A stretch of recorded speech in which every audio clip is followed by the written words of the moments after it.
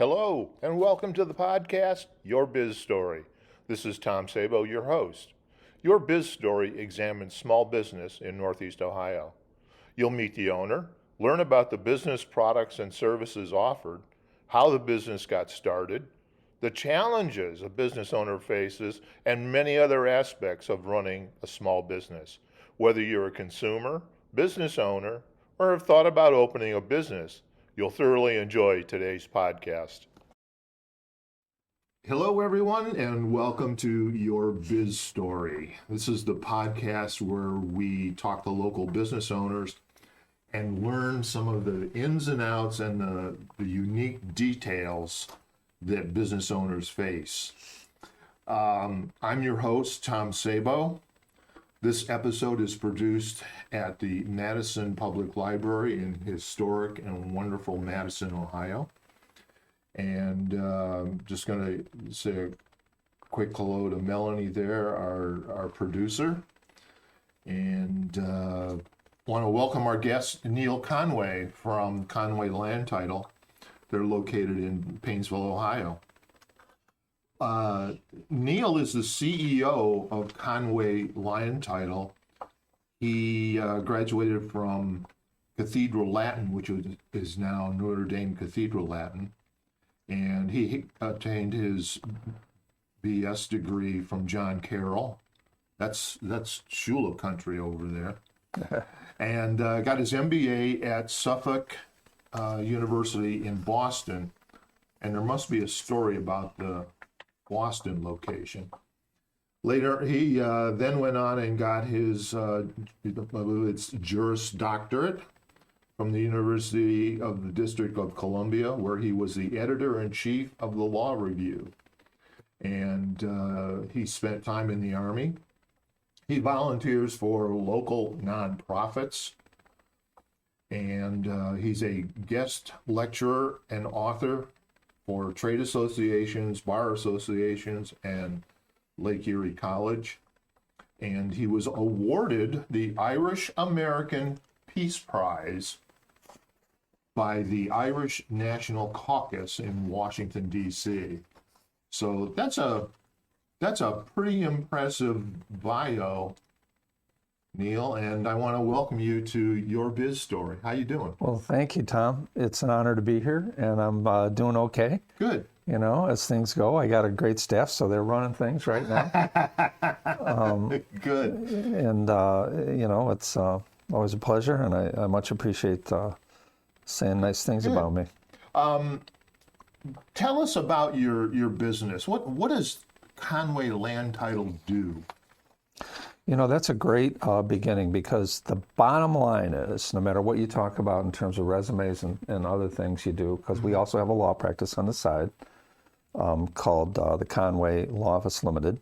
But what title companies do is they protect people that are in real estate transactions. Okay. Now, the first thing we do is you start out with a sales agreement. Many times it could be prepared by attorneys, but quite often it's the real estate agents. Okay. And then we start out, we open escrow, and we run the record to see if there's liens on the property. And this is also when the buyer buys it, they're protected. The liens have to be paid off. They could be a mortgage, it could be a lien from a lawsuit decision and all that against the seller, and they have to be removed and paid off out of escrow. Other things like easements, often utility easements or maybe a joint driveway easement, they're actually enhancements. They're good things for the buyer. So when we issue them our title insurance, we show those kind of liens on there, but we remove the other ones that we pay out of escrow. So, and that comes out of the seller's net proceeds. So when the buyers and seller come in, we do a title exam. We see what the liens are. We send out payoffs on the liens that have to be paid off. And when they come in, they sign escrow instructions that show that the seller's going to get exactly what they authorized in their net proceeds on the sales agreement. And the buyer's going to move into the house. Now, it's not just houses. Most of what I do is residential real estate, but we also do commercial transactions. Okay. And we also do refinances, which I always like to mention to people. If the interest rates go down, it's good to save money that way. Yeah. The other thing is refinances, we can give you a 30% discount on the title insurance to the lender. And I'll throw in, if it's within 3 years, I'll chop off another $150 off your title exam. So it makes it pretty worthwhile for the parties. And those discounts, we can apply them in some residential or commercial deals as well. Okay. And so those are all enhancements. But the big thing that no one really talks about is when all is said and done, the buyer actually gets an insurance policy that insures their ownership in the real estate. Oh. So if something could arise, a missed lien, an error that was left out of an estate, something like that, if someone has a claim, then we are obligated to come in and defend the buyer and pay their attorney fees under the terms of a title insurance policy.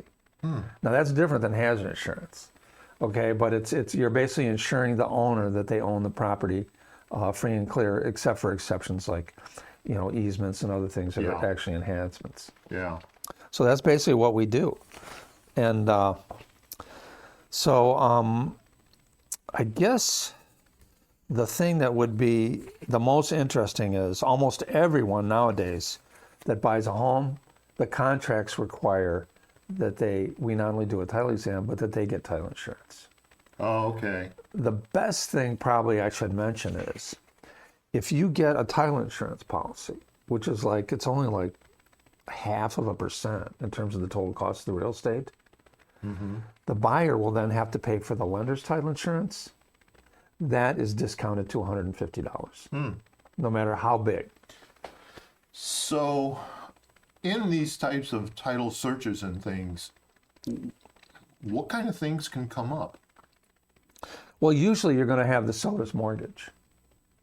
But sometimes you could find an uncanceled mortgage.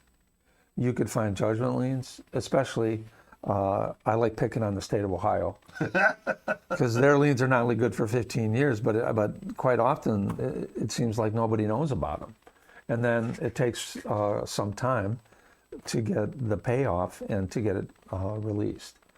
Now, those are the most kind of liens that we find is mortgage liens. Okay, by the parties in possession. Lately, we found some mechanics liens, but that's the one that every lien has to be recorded, and then you can go and if it expires, they have to go back and refile it. But you have to go to court to get those liens. You have to win in court usually. Ah. Okay, mechanics lien is a scary one because the unpaid artisan is really being protected by the laws of the state of Ohio. They allow them to file mechanics lien for unpaid bills for labor and material and services. Okay. It's instantly good. Oh. Without a court appearance. They just march into the recorder's office, and it's good for 6 years. Wow. So I could walk in, put a mechanics lien on your house, and you wouldn't know, and whatever I claim the amount to be, I'd have to be paid when you sell your house. Well, that's all true except one thing. Okay. Because of the nature of that lien, and you don't have to go to court and approve anything, you have to serve the person that owes the money by certified mail. Ah. Okay. So that is a difference. Other than that, what you said is 100% correct. Okay. All right. And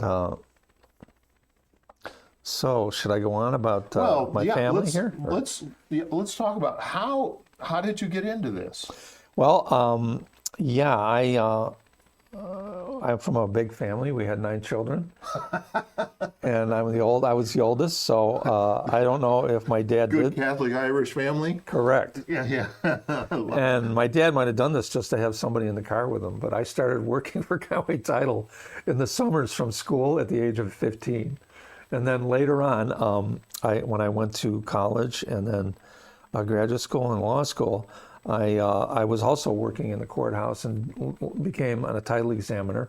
Okay. In that time frame. He then, decided he wanted to retire, and I was just out of school, paid a lot of my own education since we had 9 kids in the family, and so I bought it from him on a lease option, and then I eventually came up with the lump sum to buy it out, and that was in '78.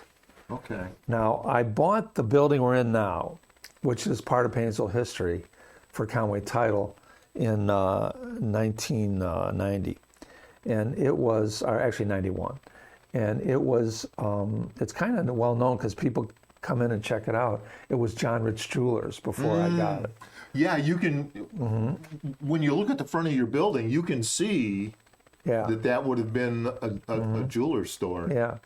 And the funniest story I can tell is my dad kind of looked at me funny, like he thought maybe I had lost my mind. Because Fathers can do that, can't they? And I was walking him through and the John Rich Jewelers before I renovated it. Now, the renovation did take quite a bit of effort, so I had to rent another building for a while for Conway Title and then moved in. But you never forget moments like this. My mom looked at my dad and goes, "Neil, this is where you bought my wedding ring." So all of a sudden he was a little bit more charitable. Yeah, and but we have the front. The old John Rich Jewelers actually gave me a clock that I put in the window. Oh wow! And I did do a true renovation. We saved the original tin ceiling is still there, and we even have the safe they put the jewels in. And the combination still works. The combination safe. So if anyone wants to check it out. What was funny for me was I was a senior in high school, and my dad, when he bought Conway Title and started it, and he moved to Mentor. So it was kind of funny because I went to college in the Cleveland area. I went to John Carroll, and it was kind of like my family all moved away, and I stayed home. You know, when my mom was alive, she moved down to live near my sister she's south of Nashville, Tennessee. My brother is on Oak Island in North Carolina, and I know the feeling. It's like everybody packed up and left you. Yeah. You know, you're here all by yourself. Well, great. I can relate. Yeah, absolutely. And of course, and I had a lot of good luck though. I mean, I went to law school in Washington, D.C., and I met my wife there and dragged her back here. And she is the vice president, and she does all kinds of things that they're too hard to do. Like she does single point to make sure, and we have a program. It's called anti-money laundering, and we all participate in it. Okay. So because there's so much fraud going on nowadays. Yeah. And I don't like to talk about that too much, but I can tell you my favorite story is my biggest builder, whose name I won't mention, but he drove by a 40-acre plot of land that he bought with plans for the future, and he saw someone else's name on a sign that said for sale and a phone number.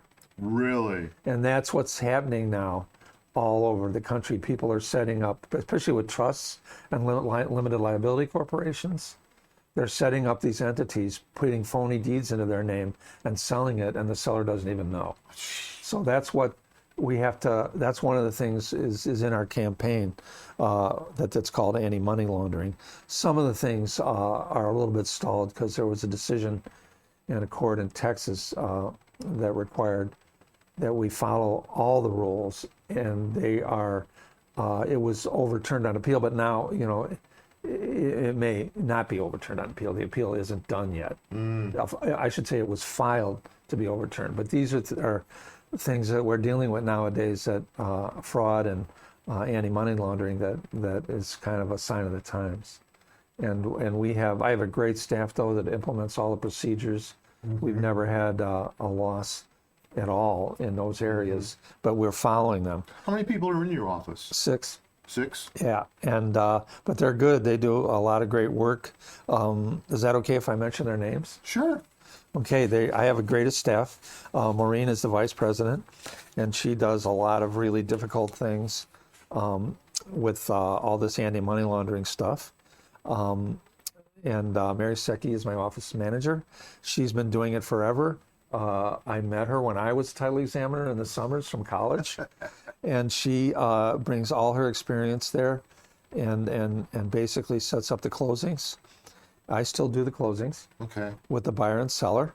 I also have Lois Crawley, who's a graduate of Ursuline College, and she is my policy expert. I hired her away from a competitor in the Cuyahoga, and she's been working ever since doing our policies, because the policies are very important.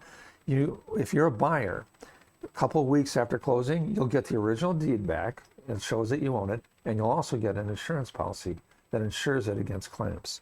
So that's what Lois specializes in.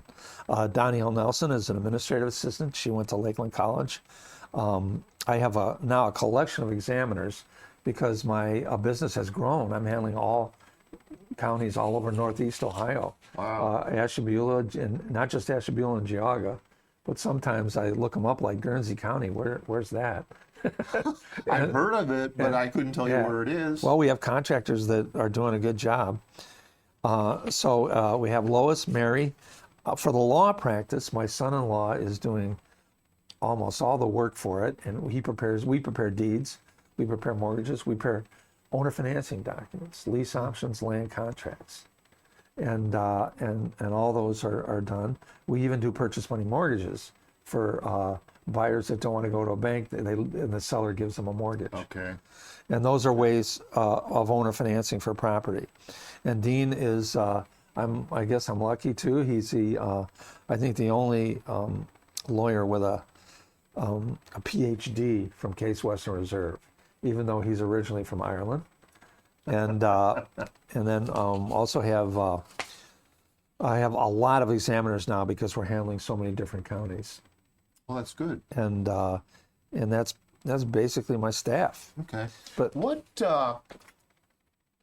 are some of your biggest challenges that you face, or that you can see coming down the pike that's going to be something you're going to have to wrestle with? Yeah, the one of the big thing is there's a lot of work that's directed by affiliated business relationships, and therefore they don't get to pick the title company. Okay. And but all you can do is do the best job. And I have people that say they don't really care about that, even though it's a little bit more money sometimes for the salespeople. They just want a really good job done, and they know my staff can do it. Okay. But that's one of the things is you got to fight to get business, and that's what we do is the old-fashioned way. Once in a while, I might ask somebody if they want to go to a Browns game, but maybe I shouldn't say that. But it's a little bit old school. Yeah. And in that sense, but I have a great staff, and the business flow basically comes from real estate transactions, which after the contract is signed, we kind of take it from there. Okay. And make sure the buyer gets clear title, the seller walks into the sunset with the net proceeds, and everybody's happy. And amazingly, all these years, we haven't even really had a claim. I've seen where you can write your own will online. Okay. Are you facing any of that kind of thing in your business? Well, that's a good question, because if someone calls up and they want to do a will, I refer them to a probate lawyer. Okay. Or if someone's handling probate matters that require someone who's an expert there. Okay. But I mean, However, as far as the title business, are there any of those types of services online that people might try to use that may get them in trouble? well, I think they should go talk to a probate lawyer. We handle probate all the time, and if I don't mean to be not telling exactly what we do right, because a lot of our sales are from people that pass away. And then if they have an executor with a full power sale, that executor can turn around, sell the property because maybe the heirs or someone don't really want the house. The cash will flow back into the estate, and that'll become an estate for the attorney who handles the estate to distribute among the heirs. Right. And that's something that we do constantly. We're constantly doing that. We do the review, make sure that everything is right with the probate. We make sure that there's a full power sale and an executor appointed, and that executor then will have the power to sell the real estate, and the heirs then would split up the money in accordance with the will, or if there's no will, the statute of intestate succession. Okay. So in that sales process, they probably would still come through you to get the title Correct. cleared. Yes, and it's surprising sometimes that we do find in the estate that there are things that need to be adjusted or corrected. You know, you have to have first of all, you have to have a will where the executor is appointed, that executor is alive, and that they have a full power sale. Okay. And if the properties were actually left to the heirs, the executor still has a discretion to sell. But I'm not the lawyer who tells that tale.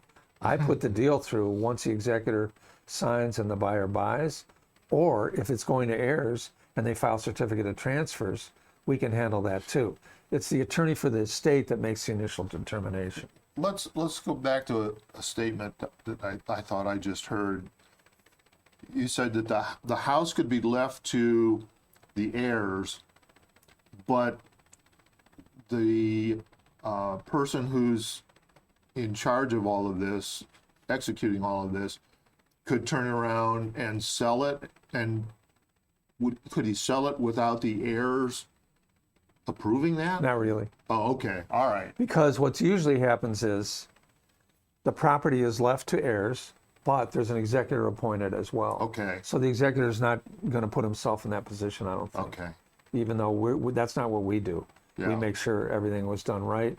And if it was left to the heirs, they get certificate of transfers that puts them in title. Mm-hmm. And then all they have to do is wait for the final count to be approved. I've seen where in some cases the person who has passed away owns a business, and the heirs, they don't want to go into that. They want to do other things. They don't want to be a part of that family business. Mm-hmm. Does that cause any problems? Not for you? me. Okay. Not for me. But for the attorney that handles the estate, they got to try to work that out. Okay. You know, because you could have a business, you could have a building, but the business is really a separate asset. Entity. Right. Yeah. Yeah. And so you could possibly they could sell the building, but but that's for counsel to work out, and we handle just the real estate part of it. Okay. So that's what we do. So I brought a little list here of good things about title if you want me to read it. Yeah. Okay. Yeah, and go through this. We'll do it. And of course, my underwriter, Westcor, provided this. Number one, title insurance protects your largest investment. So why not? Most people, that's the one thing they own that's worth more than anything else. Yeah. So why not get it to protect it? Yeah. Two, 80% of America's home buyers get it. It's usually a 50-50 split cost-wise between the buyer and seller. Okay. So the buyer's making out pretty well there. If the buyer gets a loan, which most people do, that insurance is knocked down to $150, even though a lot of lenders get special endorsements too that add a few hundred on there to protect themselves. It also gives peace of mind to the buyer. So if they're Be said for that. Well, yeah, if they're inheriting debts, if they're inheriting possible legal problems, you have someone, the title company, my underwriter, who has their millions, to come in and defend you and to make sure if there's any legal problems with the new home that they're protected. There really isn't any other kind of insurance that compares to it. My list says it's value you can't beat, but I'm not trying to be a salesman here. I'm just trying to tell you it's a good thing. The thing that I was in business for a while as an examiner when I used to work summers that I never knew was it covers your heirs. If your children inherit the property, Kind of they like can be errors and defended. omissions insurance for, Yeah. Yeah. Well, heirs being HEIRS, your kids. oh. They can step in Okay. and get defended Gotcha. for the price that was paid at closing. And that's the whole thing. It reduces risks in that fashion because what it does is it has a title company come in, and the classic claims would be an heir that was never properly recognized or served. Another classic claim would be someone has a lien against a property that no one really knew about. Those are what we come in and protect you against. And then, and of course, we show them in our title report, so you know what you got to get rid of before you can close the transaction. Yeah. And So the best thing that somebody could do if they want to, if they're in the process of selling a house, would be to pick up the phone and maybe call you and say, hey, what can you tell me? What hints can you give me, and what should I look for? yeah, and most contracts have specific language in it that requires a title exam, and the thing that people don't talk about much is an insurance policy for the buyer that they own the premises, free and clear of any liens or encumbrances, and that would include a lien by someone against the property. It would include an heir that was never properly served. Okay. Those are the kind of claims that arise, and that's basically why you get title insurance. We've been in Painesville. I think we're the oldest title company now, and we've been there a while. But that's basically what we sell.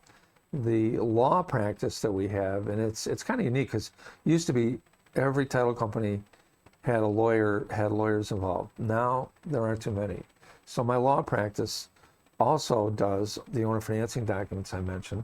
We prepare deeds, we prepare mortgages, we prepare land contracts, we compare purchase money mortgages. We do all those things for people in a real estate transaction, and we do them separate for them as well. If they just want to have a deed to somebody, want to give the property to their kids or whatever, we can prepare that. I have an ACE legal department that I already mentioned, but I've really got a great staff, and they've been around for a while. So, but that's basically unique because in the old days, a lot of my competitors were was owned by law firms or lawyers, and we're kind of the only one. I'm kind of the only one left now. Yeah. What are a couple of the biggest surprises that you've ever run up against? We've hardly ever had a claim, but once in a while, we will have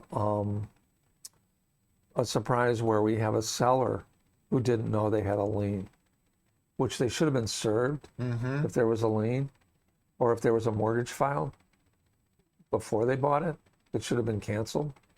So I'm the bearer of bad tidings under those situations, But then sometimes there's a simple answer. The mortgage wasn't canceled, even though the mortgage was paid off.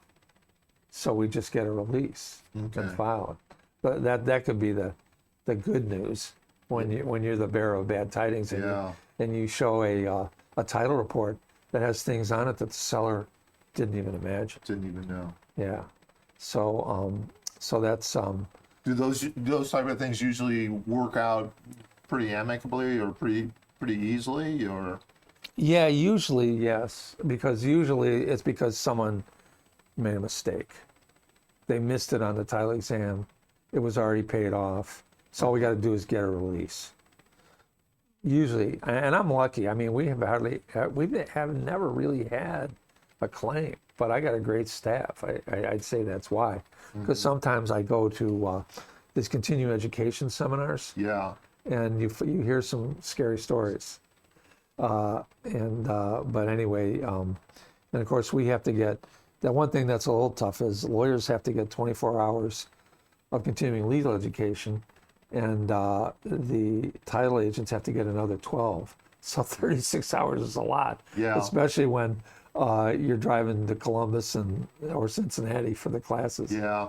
But that's just something that comes with the turf. Yeah. You know? Yeah. Everybody's got to do it. You gotta stay up with what's going on for sure. Yeah, and the Ohio Land Title Association, they're doing some good things. I mean, they are battling a little bit with the state of Ohio to get timely payoffs so they don't hold up transactions, and they're taking that on because and they do a lot of things like that, and the OLTA has their own committees to make sure that these things are handled well.